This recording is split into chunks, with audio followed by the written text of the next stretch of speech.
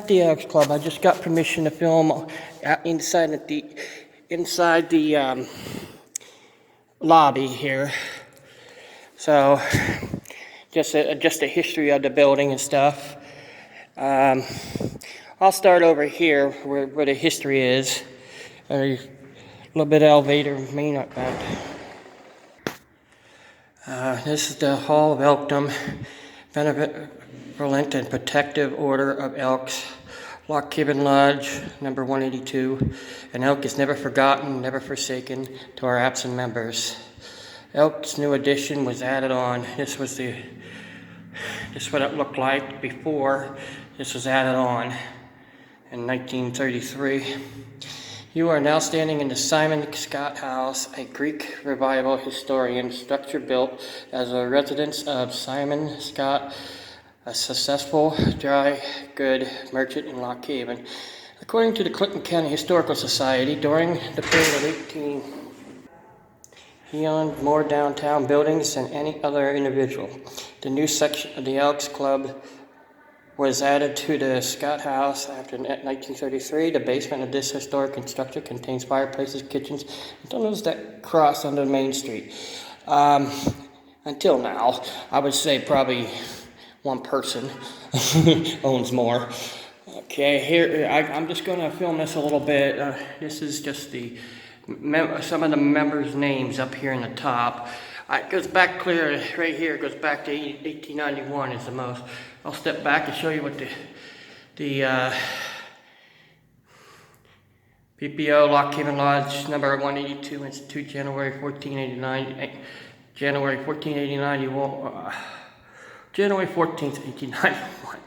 In memory of their members. These are the members. This is what they have inside the hallway near the lobby.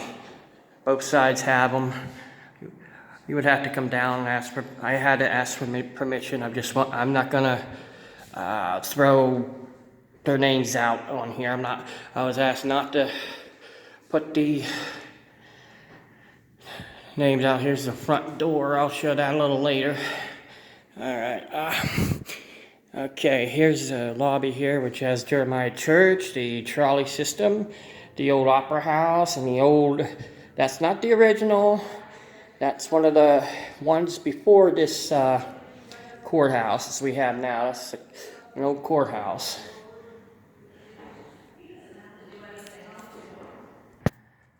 This is Annie Snyder. She's a painter, child grow up on growing up on a farm near Salona where they first experimented with the red barn paint applied to stray boards. Soon her talent as an artist was recognized and encouraged, although she was never able to earn a sizable income from the sale of her pictures. She was a prolific painter, however, a skilled copyist, and versatile in the choice of subject, although prices were low and sold many of her works in Lock Haven and the vicinity. Life studies of fruit and flowers, copies and adaptation of classic masterpiece, often done from. All right. One of her largest campus of painting for the East Main Street Methodist Church. Four other paintings hang in the Masonic Temple. Representing the Four Seasons, they were painting for the late James Bridges and was hung in the third floor. Large and maintained his East Main Street store for comfort and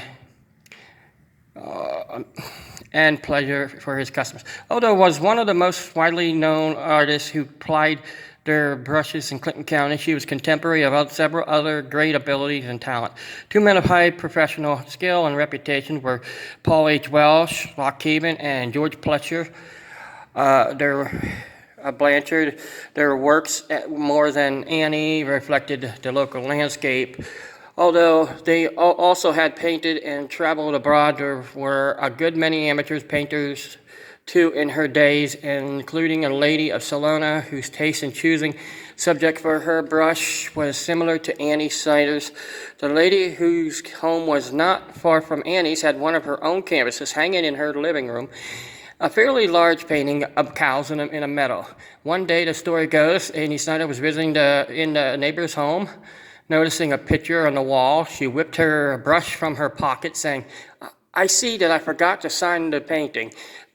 To amusement of the astonishment of the woman who had actually painted the picture, Annie crossed the room and signed her name in one of the corners of the painting. A unique display around here of the Elks Club.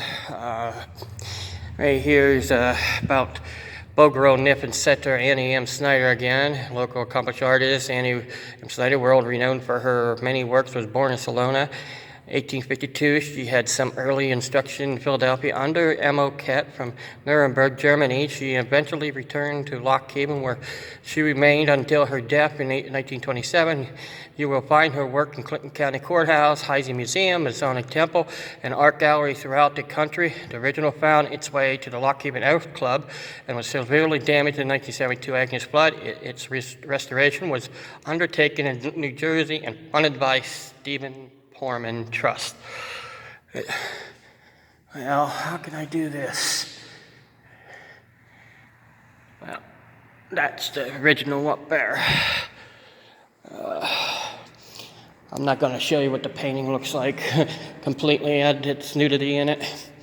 But a mission statement to Fraternity of Organization of Elks to inculcate the principle of charity, justice, brotherly love, and fidelity, to recognize a belief in God, to promote the welfare and enhance the happiness of its members, to quicken the spirits of American patriotism, to cultivate good fellowship, to perpetuate itself as a fraternity organization, and provide for its government the benevolent and protective order of Elks of the United States of America will serve the people and communities through benevolent programs, demonstrating the Elks care and Elks share.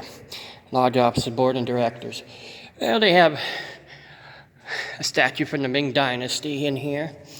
It's Chinese sculpture, Ming Dynasty, circa 16 AD. They have a nice view. Upstairs here, it's the ballroom where that's what we consider a ballroom, but that's where they the board they share that's where they have the bands and stuff upstairs. Down here is the bar and the social place for the Elks Club. I'm gonna go outside now to get the other parts. Here's the BP 182, and here's what it looks like right here near the door. You have these lights. They have a place for you to sit out here if you want to socialize. This is the add-on section of 1933 when this was added on, and I have to go across. I'll try to get this in the whole thing. I have a little bit of a problem with the sun right now shining. It was cloudy when I first went in the building and I asked for permission. This is the original building there. You can see how old it is.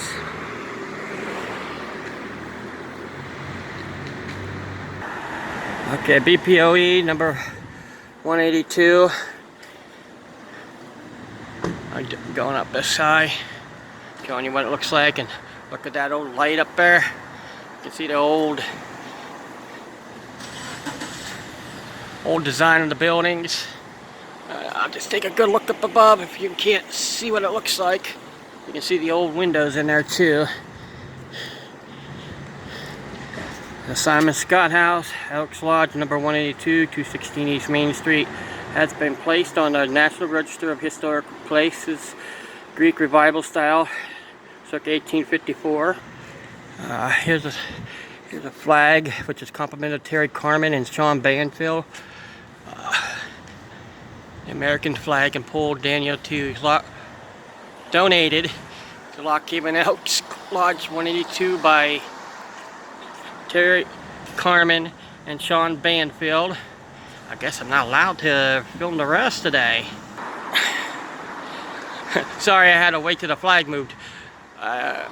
Terry Carmen and Sean Banfield Flag Day, June 13th, 2010, in memory of John Ransom Carter, and flag is how America signed her name. I'll take it right back here where they park. Yeah, it's called park. But I'll give you a better look at this. I even have a bench out front here, which is Clinton County, Clinton Citizen Hose Company, number 5, in memory of our deceased brethren. Well, I'll take a last good look here at the flag, give you a last good look at the building,